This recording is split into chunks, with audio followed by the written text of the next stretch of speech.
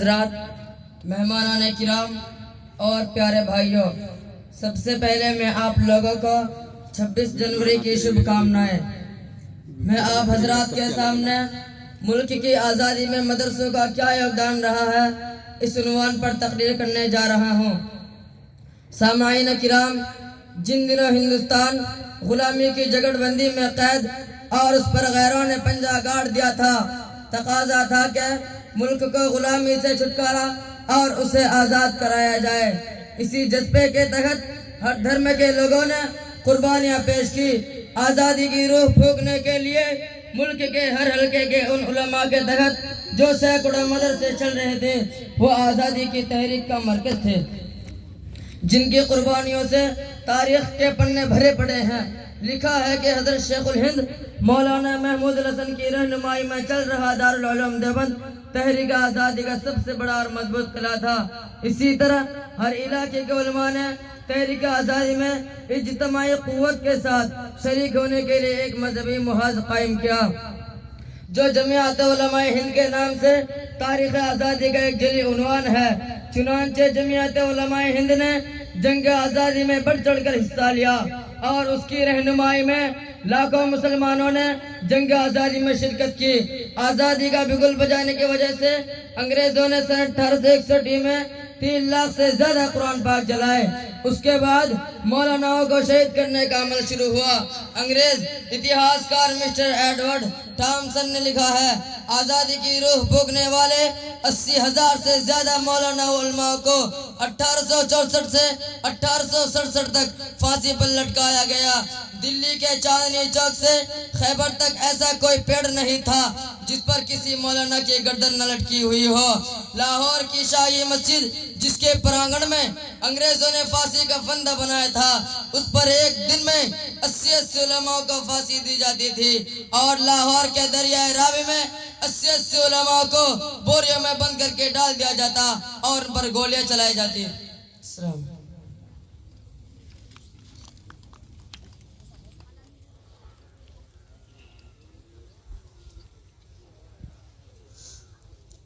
السلام علیکم۔ مولانا ابوالکلام آزاد نے لکھا ہے، ہندوستان کی آزادی کے لیے یہاں کے مولاناؤں نے جو قائدانہ اور سرفروشانہ جد و جہد کوشش کی ہے، اس کی مثال نہیں ملتی۔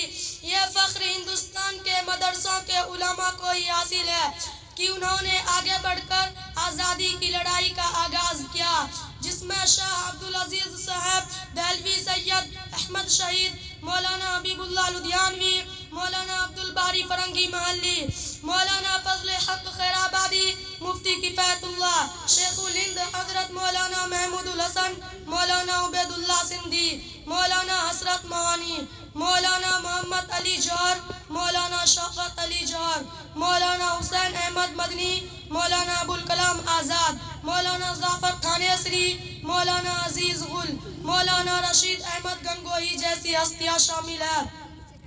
ملک کے پرتھم راشٹرپتی ڈاکٹر راجندر پرساد نے دارالعلوم دیوبند کے دورے کے موقع پر شہید وطن علماء کو خراج عقیدت پیش کرتے ہوئے کہا تھا، آزادی کی لڑائی کے موقع پر مدرسوں کے جو سپاہی میدان میں اترتے تھے، وہ آزادی کی لڑائی کے لیے بڑی قوت ثابت ہوتے تھے۔